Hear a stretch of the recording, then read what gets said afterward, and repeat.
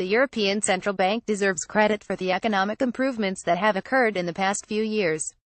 But the ECB's policies also mean that the Eurozone has no ammunition left to fight the next recession, because interest rates cannot be reduced further and fiscal policy remains in the hands of national governments. Cambridge, Europe faces a serious problem. Although economic activity has recently increased, the Eurozone has lost the ability to respond to the next downturn when it happens, as it inevitably will. The European Central Bank deserves credit for the economic improvements that have occurred in the past few years. In a speech at the annual gathering of central bankers in Jackson Hole, Wyoming, in 2014, Mario Draghi, the ECB's president, explained that three things could improve economic performance in Europe: fiscal expansion by the country that had the capacity to do it, Germany, structural reforms in Italy, and France, a change of monetary policy. But Draghi went on to predict that Germany would not create a fiscal deficit and that Italy and France would not undertake the needed structural reforms. He concluded that the ECB would have to stimulate growth by reducing interest rates, which would increase net exports by creating a more competitive euro. Hannelore Forster Getty images from the HBO miniseries Burning Bush Smith collection got out. The ECB has since taken the short-term interest rate into negative territory, cutting it from 0.2% in August 2014 to 0.3% now. The ECB also bought long-term bonds for its portfolio, increasing the volume of its holdings from €2.2 trillion $2.6 trillion in 2014 to more than double that amount now. The euro-dollar exchange rate fell from $1.39 in 2014 to a low of $1.04 in 2016, before recovering to the current level of $1.18. The ECB's negative interest rate policy also stimulated business investment and other spending that is sensitive to borrowing costs. But the ECB's policies also mean that it has no ammunition left to fight the next recession, which could be caused by a collapse of asset prices, starting with the price of long-term bonds.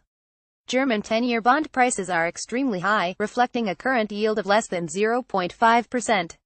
A fall in U.S. stock and bond prices, which are also out of line with past experience, could cause European asset prices to decline in sympathy. Alternatively, European exports could fall in response to geopolitical events in Asia or the Middle East, depressing overall economic activity in Europe. An end to the U.S. expansion, now in its 9th year, could pull down demand in Europe. Although the U.S. economy is now performing very well, the excessive level of asset prices, the result of a decade of near-zero interest rates, poses a threat to stability. Whatever the cause of the next downturn, ECB policies that helped in the past would no longer be available. The conventional response, reducing interest rates, is impossible, because current short-term interest rates in the Eurozone countries are already near zero, or negative. To be sure, the ECB could expand its purchases of long-term bonds. But doing so would not have the same effect that it did in the past. One of the goals of large-scale bond purchases, so-called quantitative easing, was to drive down long-term interest rates in order to stimulate business investment and housing construction. But with long-term interest rates now close to zero, bond purchases would not be able to lower them any further. Help us improve our new site by giving us feedback. Click here. Another goal of lowering the yield on long-term bonds was to stimulate demand for equities. Higher stock prices would lower the cost of equity-financed business investment and increase household wealth, thereby stimulating consumption.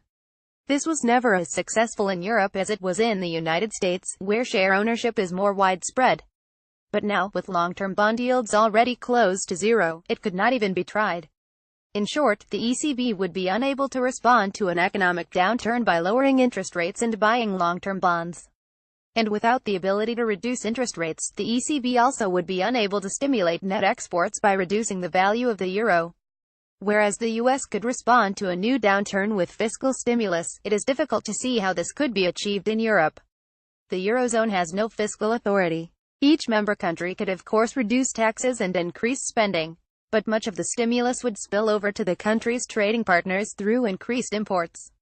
The result would be an increase in the country's national debt with relatively little increase in its domestic demand. An appropriate response to this dilemma may be a policy of coordinated fiscal expansion. Each country would have to agree to a combination of tax cuts and increases in government spending scaled to the size of the economic downturn. Waiting until the downturn occurs to plan this coordinated response would be a mistake. All Eurozone governments should place fiscal coordination with their European partners high on their agenda, before it is too late.